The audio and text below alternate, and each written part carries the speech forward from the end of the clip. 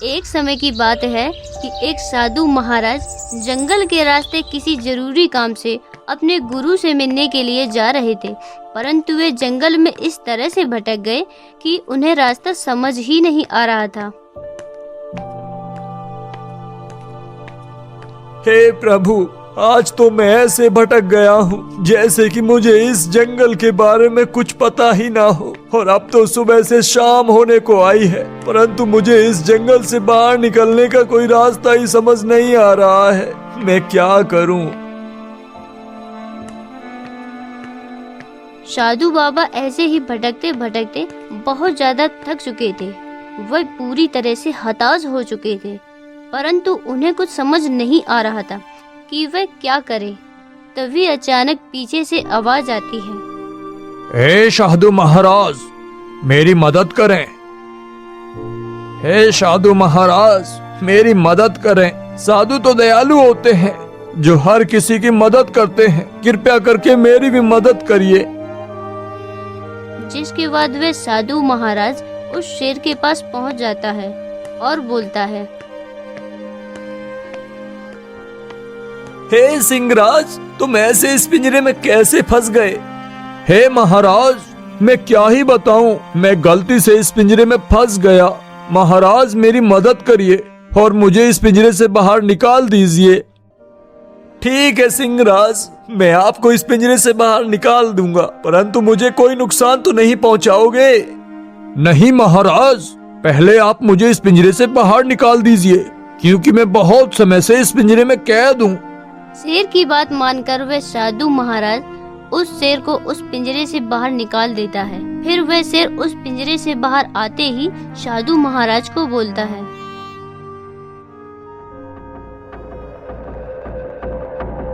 धन्यवाद साधु महाराज, आपने तो मेरी जान बचा ली, परंतु अब तो मुझसे कौन बचाएगा? हे शेर, तुम ये क्या बोल रहे हो? साधु महाराज, आप इतने भोले भी ना बने। क्या तुम्हें नहीं पता है कि हम एक जंगली जानवर हैं जो जीवों को मारकर ही अपना पेट भरते हैं? हे सिंहराज, तुम ये कैसे भूल सकते हो कि मैंने तुम्हारी जान बचाई है, और जान बचाने वाला ईश्वर के समान होता है। भला आप मुझे मारकर खाने की बात कैसे कर सकते हो? नहीं नहीं, यह सब तुम इंसानों के लिए होता है, इसलिए अब तुम मरने के लिए तैयार हो जाओ। हाँ ठीक है, परंतु तुम मेरी एक बात सुनो। देखो सिंहराज, अगर तुम मुझे खाना ही चाहते हो तो खा सकते हो, परंतु खाने से पहले किसी 3 जीव जंतुओं से पूछ लेते हैं कि जो आप मुझे खाने जा रहे हैं, ऐसा करना उचित है भी या नहीं। वाह साधु महाराज, तुम तो सच में बहुत चालाक हो, परंतु याद रखिए, तुम्हारी ये चालाकी मेरे सामने नहीं चलने वाली है। हे सिंहराज, मैं तुमसे कोई चालाकी नहीं कर रहा हूँ, बस यह तो मैं तुमसे निवेदन कर रहा हूँ, बाकी आगे आपकी मर्जी। जिसके बाद साधु महाराज और शेर दोनों जंगल की ओर आगे बढ़ते हैं और कुछ दूर चलते ही उन्हें एक तोता दिखाई देता है। तोता को देखकर महाराज वहाँ रुक जाते हैं और तोता से बोलते हैं, हे तोते, मैंने इस शेर को पिंजरे से निकालकर इनकी जान बचाई है, और अब यह शेर हमें ही मारकर खाना चाहता है। क्या यह उचित है? हे साधु महाराज, इसमें मैं क्या बताऊं? क्या आप भूल गए हैं कि आजकल के समय में किसी की भलाई नहीं करनी चाहिए? हे तोता, भलाई करना कोई गुनाह है क्या? जो बोल रहे हैं भलाई नहीं करनी चाहिए, और मैंने इस शेर की जान बचाकर कोई गलती कर दी है क्या?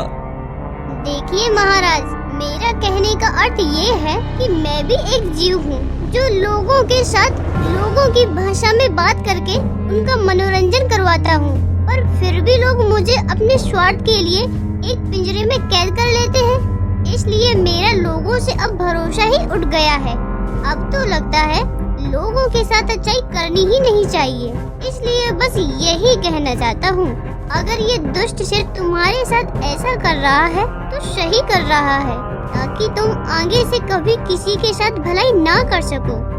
तोता की बात सुनकर शेर बोलता है, देखे महाराज, तोता ने क्या कहा है कि मैं बिल्कुल ठीक ही कर रहा हूँ जो तुम्हें अपना भोजन बना रहा हूँ। अरे नहीं सिंहराज, तोता क्या कहना चाहता है वो भी तो समझने की कोशिश करें। आप तोता के शब्दों को अच्छे से नहीं समझ पाए हैं। अरे महाराज, आप अब मुझे अपनी बातों में मत उलझाइए। इस तोते ने साफ साफ कहा है कि यह शेर ठीक ही कर रहा है, समझे? ऐसा बोलकर दोनों फिर से आगे की ओर बढ़ जाते हैं। ऐसे ही चलते चलते जंगल में उन्हें एक पेड़ दिखाई देता है। पेड़ को देखकर वे दोनों रुक जाते हैं और फिर साधु महाराज उस पेड़ से पूछता है, हे वृक्ष देवता प्रणाम। प्रणाम गुरुवर, आप कैसे चिंतित दिखाई दे रहे हैं? हे वृक्ष देवता, मैं क्या ही बताऊं, मैंने इस शेर को पिंजरे से आजाद करके इनको जीवन दान दिया है और अब यह दुष्ट शेर मुझे ही मारकर खाना चाहता है। जरा इन्हें बताओ कि ऐसा करना पाप है। माफ करिए ऋषिवर, परंतु सच तो बात यही है कि भलाई का जमाना नहीं है। आप तो जानते ही हैं कि हम लोगों के लिए कितने स्वादिष्ट फल देते हैं, इतनी अच्छी छाया देते हैं और सिर्फ इतना ही नहीं, जरूरत पड़ने पर लोगों को लकड़ियाँ भी देते हैं जिससे ये अपना जीवन यापन कर सके। परंतु इसके बावजूद भी ये दुष्ट लोग हमें काट डालते हैं, हमें जीने नहीं देते। इसलिए आजकल के समय में भलाई करनी ही नहीं चाहिए। और गुरुवर, आपने भलाई दिखाई है तो इसका परिणाम आप खुद भुगतो। अगर ये शेर आपको मारकर खाना चाहता है तो ये सही कर रहा है। सुना साधु महाराज आपने, इस पेड़ ने भी यही कहा है कि मैं सही कर रहा हूँ, इसलिए अब तुम मरने के लिए तैयार हो जाओ। ठीक है सिंहराज, आप हमें मारकर खा लेना, परंतु एक और मौका दे दीजिए, किसी तीसरे जीव से पूछ लेते हैं। ठीक है, चलो जल्दी से किसी एक जीव को और पूछ लेते हैं, जिसके बाद मैं तुम्हें मारकर अपना पेट अच्छे से भरूंगा। जिसके बाद दोनों फिर आगे की ओर बढ़ जाते हैं कि तभी रास्ते में एक गाय दिखाई देती है, जिसे देखकर दोनों उनके पास जाते हैं।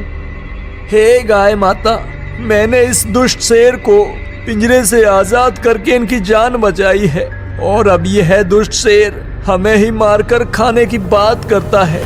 बताओ, क्या ये उचित है? क्या इन्हें भगवान सजा नहीं देंगे? अरे साधु बाबा, ये कैसी बात कर रहे हैं? इतना ताकतवर शेर उस छोटे से पिंजरे में कैसे कैद हो जाएगा? आप हमारे जंगल के राजा का मजाक बना रहे हैं। अरे नहीं गाय, यह साधु महाराज बिल्कुल सही बोल रहे हैं। मैं सच में उस पिंजरे में कैद हो गया था। अरे शेर महाराज, आप ये कैसी बात कर रहे हैं? ऐसा कैसे हो सकता है?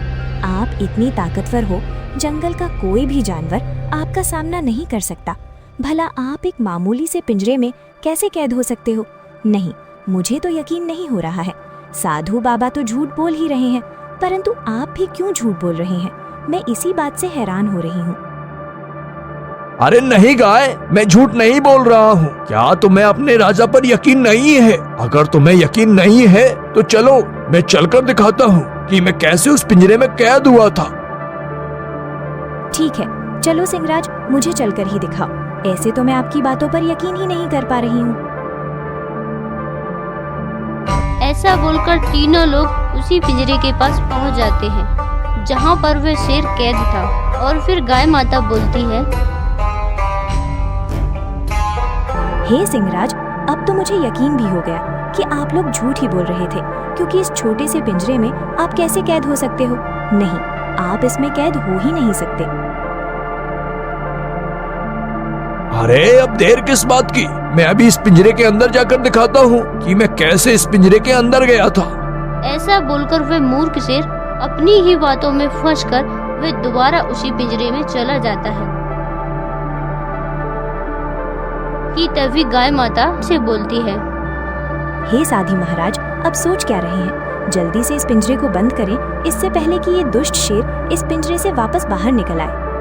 हे गाय, तुम ऐसा नहीं कर सकती। तुमने तो मुझे मूर्ख बनाकर फिर से कैद कर दिया। नहीं, तुमने यह बिल्कुल भी ठीक नहीं किया है। मुझे इस पिंजरे से बाहर निकाल दीजिए। अरे दुष्ट शेर, जब तुम्हें मैंने इस पिंजरे से आजाद करके तुम्हारा जीवन बचाया था, तब तुम मुझे ही मार कर खाना चाहते थे, जबकि मैं तुम्हारे साथ अच्छाई ही किया था। परंतु तुम्हें समझ नहीं आया। अब इसी पिंजरे में सड़ते रहो।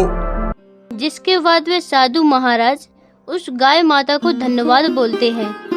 हे गाय माता, आपका बहुत बहुत धन्यवाद। आज आपकी वजह से ही मेरी जान बच पाई है, वरना यह दुष्ट शेर मुझे मारकर खा जाता। और फिर साधु महाराज अपने गुरु से मिलने के लिए आगे बढ़ जाते हैं।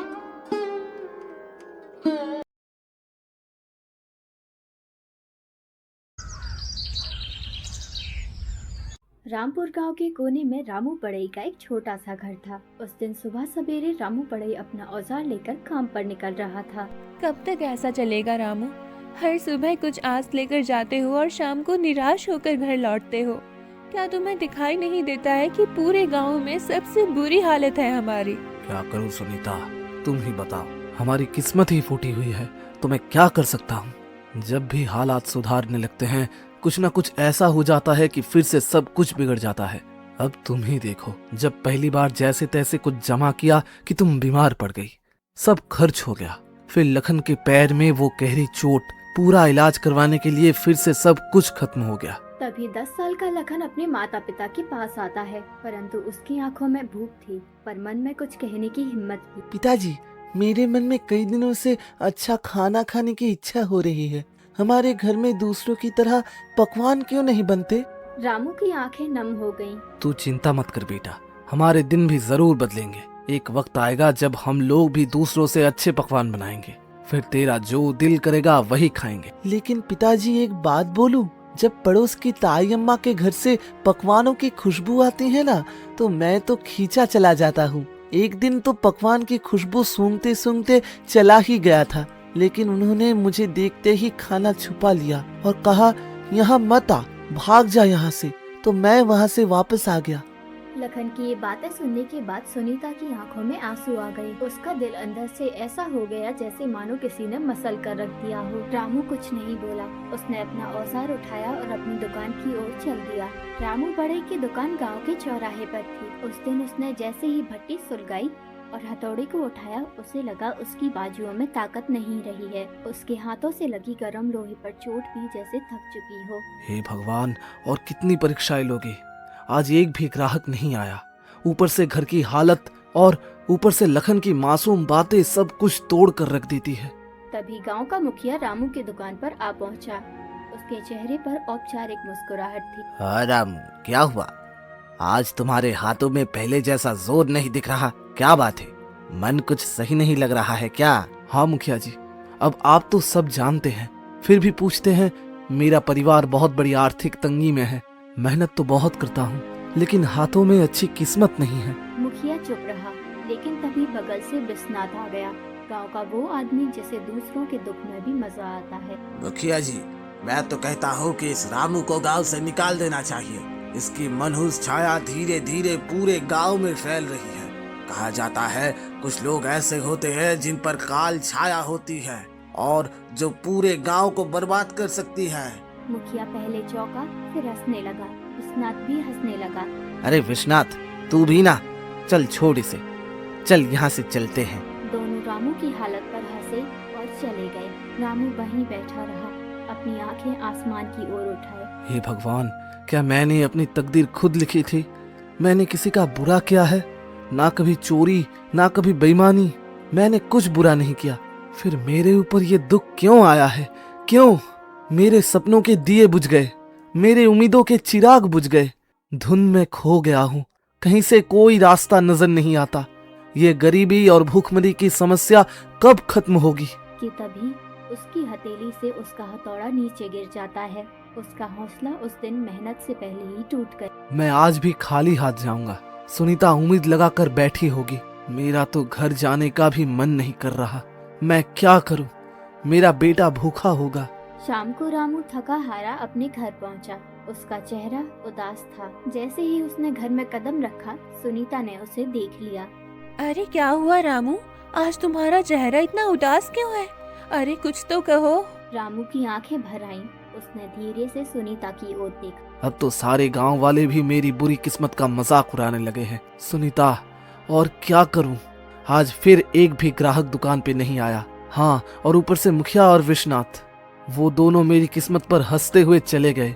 मैं तुम दोनों के खाने के लिए कुछ भी नहीं ला सका। सुनीता चुप हो गई, उसकी आंखें भर आईं। सुबह जब तुम दुकान जा रहे थे तब मैंने भी तुम्हें बहुत कुछ बोला था। इसमें गलती मेरी भी है। मैं भी कभी तुम्हारी दुख और परिस्थितियों को पूरी तरह समझ ही नहीं पाई। फिक्र मत करो, भगवान सब ठीक करेगा। रामू कुछ नहीं बोला। वह चुपचाप जाकर चारपाई पर लेट गया। उसके हाथ कांप रहे थे, लेकिन आवाज नहीं निकली। उस दिन भी वो तीनों बिना खाना खाए सो गए। अगले दिन सुबह होते ही सुनीता ने रामू से कहा, रामू, खाने के लिए कोई चीज उधार ही ले आओ। हमारे गांव की दुकान से हो सकता है वो तुम्हें कुछ सामान उधार दे दे। नहीं सुनीता, मैं कल भी गया था उसके पास। वो पहले अपना पिछला उधार मांग रहे हैं। अब मुझे उसकी दुकान पर जाने में भी शर्म आती है।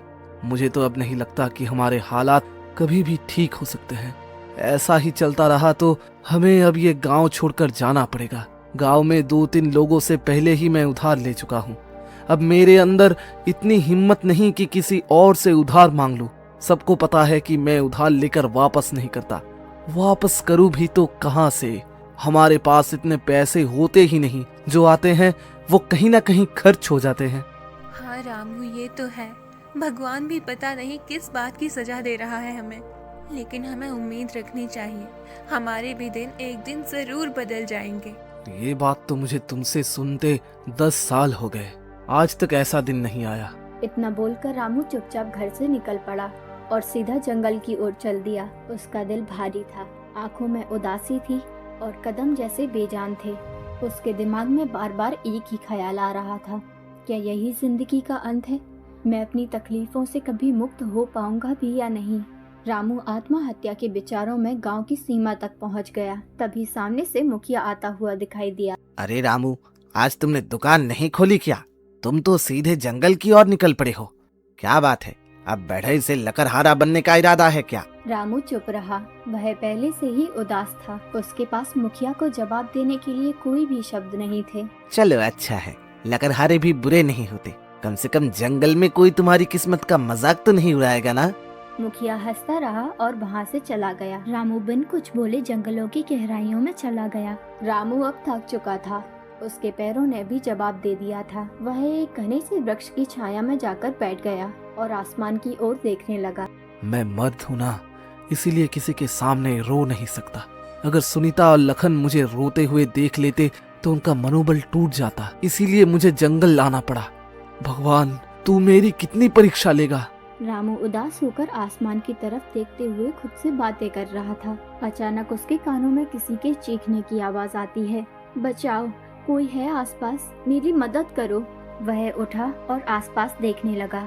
अचानक उसकी नजर एक साधु पर पड़ती है जो जमीन पर पड़े हुए थे। रामू तुरंत उनके पास गया। साधु महाराज, आपको क्या हुआ? आप ऐसे क्यों पड़े हैं? रामू घबरा गया और इधर उधर देखने लगा, शायद कहीं से पानी या कोई मदद मिल जाए। परंतु यहाँ तो दूर दूर तक कोई तालाब नहीं दिख रहा है साधु महाराज। बताइए साधु महाराज, अगर आपको पता है कि पानी कहाँ मिल सकता है तो मैं अभी ले आता हूँ। यहाँ से लगभग 2 मील दूर एक तालाब है। तुम मेरे लिए वहाँ से पानी ले आओ बेटा।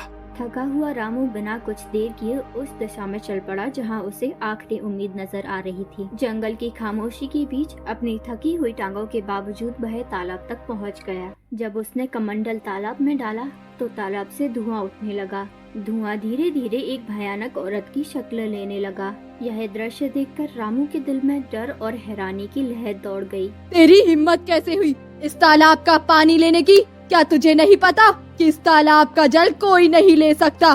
देखो, मुझे सच में नहीं पता था कि ये तालाब तुम्हारा है। मुझे माफ कर दो। मेरा इरादा आपको अपमानित करना नहीं था। मैं एक चुड़ैल हूँ। अगर तुझे ये जल चाहिए तो मेरी एक पहेली का उत्तर देना होगा। अगर उत्तर गलत दिया तो इसी तालाब में डुबोकर मैं तुझे मार दूंगी। लेकिन हाँ, एक और रास्ता है जिससे तू बच सकता है। तू बिना जल लिए यहाँ से चला जा। ना तेरी पहेली का जवाब तुझे देना होगा और ना तेरी मौत होगी। रामू गहरी सोच में डूब गया। एक ओर साधु की प्यास और दूसरी ओर मृत्यु का भय। मैं यहाँ से जल लिए बिना बिल्कुल नहीं जाऊंगा। मैंने किसी से जल लाने का वचन दिया है और मैं अपना वचन नहीं तोड़ूंगा। फिर ठीक है, तो मेरी ये पहेली सुन। एक घर ऐसा जो हर दिशा में खुला हो, जिसके अंदर उजाला हो, पर ना कोई खिड़की हो, ना कोई दरवाजा, ना कोई दीवार हो और ना ही कोई जमीन। फिर भी सब कुछ उसमें समाया हो। बता कौन है वो? रामू ने कुछ क्षणों के लिए अपनी आंखें बंद कर ली। उसकी सांसें तेज और बेकाबू थीं, मानो दिल के भीतर एक तूफान चल रहा हो। लेकिन उसके चेहरे पर एक अनोखा सा सुकून था, एक गहराई से भरा शांत भाव, जैसे वो अपने भीतर की रोशनी से सच्चाई का भाव ढूंढने की कोशिश कर रहा हो और उस कठिन पहेली का जवाब ढूंढ रहा हो। अंदर से बेचैनी के बावजूद भी उसके माथे पर एक दृढ़ संकल्प की रेखा नजर आ रही थी, जो बता रही थी कि वो हार मानने वाला नहीं है। वो है मनुष्य का मन, जो हर दिशा में खुला होता है, जिसमें उजाला भी होता है और अंधकार भी। ना कोई दीवार, ना कोई दरवाजा, फिर भी उसमें पूरा संसार समा जाता है। चुड़ैल कुछ पल चुप रही, जैसे रामू के उत्तर ने उसे हैरान कर दिया हो। फिर अचानक से वह जोर से हंसने लगी, एक ऐसी हंसी जिसमें हैरानी, गुस्सा और शायद थोड़ी खुशी भी छुपी हुई थी। तू पहला व्यक्ति है जिसने मेरी पहेली का सही उत्तर दिया है। जा, जितना जल चाहिए ले जा। आज तुझ जैसे व्यक्ति से मिलकर मुझे बहुत ही ज्यादा प्रसन्नता हुई। रामू ने अपने कमंडल को ठंडे और साफ पानी से भर लिया। उसकी आंखों में एक चमक थी, सफलता और संतोष की। फिर वह तेजी से लौट पड़ा। कदमों में तेजी थी पर दिल में शांति।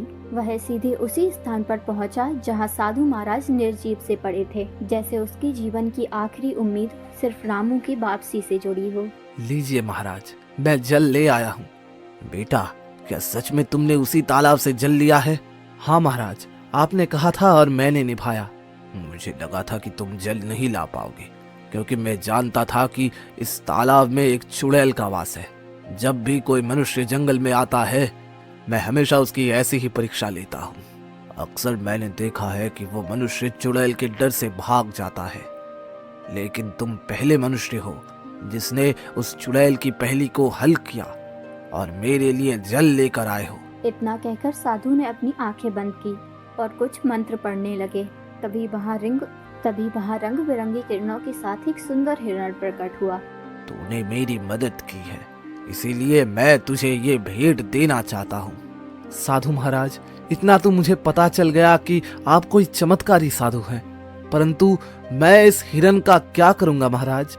इसे अपने घर ले जा और अपनी बेटी की तरह पाल इसे, और याद रख, ये हिरण तेरी किस्मत बदल देगा। मैं जानता हूँ कि तू सबसे ज्यादा अपनी किस्मत की वजह से परेशान है, वरना तेरे अंदर कोई बुराई नहीं है। तू मेहनती बढ़ई है, तेरे मन में कोई लालच नहीं है और तू दूसरों की मदद करने वाला भी है। इतना कहकर साधु वहाँ से चले गए। रामू ने उस हिरण को सावधानी से उठाया और अपने घर की ओर चल दिया। हिरण की सुंदरता और चमक देखकर रामू के दिल में नई उम्मीद जागी और उसने ठाना कि वो हिरण की पूरी रक्षा करेगा और अपनी किस्मत बदलने की कोशिश भी करेगा। अरे, ये हिरण आपको कहाँ से मिला? रामू ने सारी कहानी सुनीता को सुनाई। हमारे घर में तो पहले से ही खाने के लाले पड़े हैं।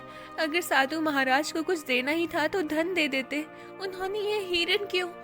अब हम भला इस हिरण का क्या करेंगे? हाँ सुनीता, तुम्हारी बात सही तो है, लेकिन अब जब साधु महाराज ने इस हिरण को दिया है तो कुछ सोच समझ कर ही दिया होगा। उन्हें भी तो हमारी इस हालत के बारे में अच्छी तरह से पता था।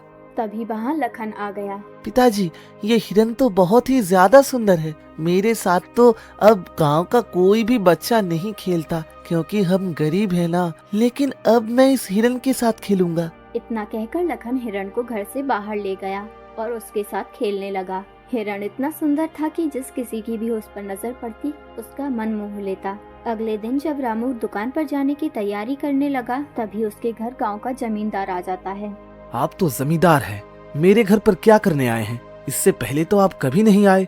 भला मुझ जैसे गरीब के घर में आपको क्या काम हो सकता है? हाँ, बात तो तू सही कह रहा है रामू, लेकिन बात यह है कि आज मैंने तेरे बेटे यानी लखन को एक हिरन के साथ खेलते देखा है। वो हिरन वाह वाह बहुत ही सुंदर है, और तू जानता है कि मुझे जानवरों से कितना ज्यादा स्नेह है और उनको पालना मेरा शौक भी है। तो वो हिरन मैं खरीदना चाहता हूँ। सुनीता यह सुनकर चौंक गई। वह कुछ कहने वाली ही थी कि तभी माफ कीजिए जमींदार जी, मैं ये हिरन आपको नहीं बेच सकता। अरे भाई, मैं तुम्हें इसकी अच्छी कीमत दूंगा। आप मुझे चाहे उसकी कितनी भी कीमत दें, मगर माफ कीजिए, मैं इस हिरन को नहीं बेचूंगा। जमींदार क्रोधित होकर वहाँ से चला गया। आपने यह क्या किया? जमींदार हमें इसकी अच्छी कीमत दे सकता था, हमारी हालत कुछ बेहतर हो सकती थी। मैं ये हिरन नहीं बेचूंगा सुनीता, क्योंकि ये हिरन मुझे साधु महाराज ने भेंट किया है और भेंट की हुई वस्तुएं कभी भी बेचा नहीं जा। कुछ दिन ऐसे ही बीत गए। रामू और उसका परिवार हिरण के साथ इतना जुड़ गया था कि उसे छोड़ने का ख्याल भी मन में नहीं आता था। फिर कुछ दिनों बाद एक व्यापारी वहाँ आ पहुँचा। अरे भाई, मैं तुम्हारे घर के आगे से गुजर रहा था कि तभी मेरी नजर तुम्हारे इस हिरण पर पड़ी। तुम्हारा ये हिरण बहुत ही ज्यादा सुंदर है और मुझे ये पसंद आ गया है। मैं तुम्हें इसकी मुंह मांगी कीमत देने को तैयार हूँ। ये हिरण मुझे बेच दो। आप मुझे कितनी भी धन क्यों ना दो, मैं इसे नहीं बेचूंगा। अरे तुम गरीब के गरीब ही रहोगे। तुम सामान्य बढ़ई हो, तुम समझते ही नहीं कुछ। व्यापारी वहाँ से चला गया। सुनीता रामू पर फिर से गुस्सा हो गई। जब से यह हिरन आया है तब से हमारा खर्चा और बढ़ गया है। पहले जमींदार को लौटा दिया और अब इस व्यापारी को भी मना कर दिया। क्यों नहीं बेचा इसे? सुनीता, ना जाने क्यों मुझे इस हिरन से अब एक खास लगाव हो गया है। और वैसे भी साधु महाराज ने कहा था कि इसे अपनी बेटी की तरह पालना। अब ये मेरी बेटी जैसी है, और भला कोई अपनी बेटी को मुंह मांगी हुई कीमत पर बेचता है क्या? खुद सोचो ना। सुनीता यह सुनकर चुप हो गई और नम आंखों से मुस्कुराने लगी। धीरे धीरे वह हिरण उनके परिवार का हिस्सा बन गया। वहीं कुंज नगर के राजमहल में एक उदासी छाई हुई थी। राजा विशाल चक्रवर्ती अपनी 20 वर्षीय पुत्री चंद्रप्रभा को देख रहे थे, जो बेहोशी की स्थिति में थी। उसके बगल में राजगुरु थे। राजगुरु, क्या मेरी पुत्री ठीक हो पाएगी? मैंने राज्य के बड़े बड़े वैद्यों को दिखाया, लेकिन कोई फायदा नहीं हुआ। महाराज, आपकी पुत्री को एक विचित्र बीमारी है। इसका इलाज संभव है, लेकिन वो अत्यंत दुर्लभ है। तो फिर जल्दी से बताएं ना गुरुजी, इलाज क्या है? ध्यान से सुनिए। एक मायावी हिरन का आंसू और एक गरीब मनुष्य का आंसू, जब ये दोनों एक साथ मिलेंगे तो वो एक दिव्य पुष्प में बदल जाएगा। उस पुष्प को राजकुमारी के शरीर पर स्पर्श करना होगा, तभी वह सुस्त हो पाएगी। तो फिर बताइए, ये मायावी हिरन कहाँ मिलेगा? मैं उसे किसी भी कीमत पर ढूंढ लाऊंगा। और गरीबों की बात तो कीजिए ही मत। हमारे राज्य में गरीबों की कोई कमी नहीं है। आपने पूरी बात सुनी नहीं महाराज। अगर किसी गरीब को जबरदस्ती रुलाया गया तो वो आंसू व्यर्थ होगा। दोनों को अपने आप दिल से रोना होगा, तभी वह पुष्प प्रकट होगा। तो फिर आपको पता है क्या राजगुरु कि वो हिरन इस समय किसके पास है? हाँ महाराज, मैंने साधना के दौरान ये देखा है। वो मायावी हिरन रामपुर गांव में एक बढ़ई के पास है। राजा विशाल चक्रवर्ती अपने मंत्री रघुनाथ और 2 सिपाहियों के साथ रामपुर गांव की ओर रवाना हुए। कुछ ही देर में वे रामपुर पहुंच गए। जब वहां पहुंचे तो उन्हें रास्ते में गांव का मुखिया मिला। मुखिया ने राजा विशाल चक्रवर्ती को देखकर बोला, हमारे तो भाग्य ही खुल गए, राजा विशाल चक्रवर्ती पधारे हैं।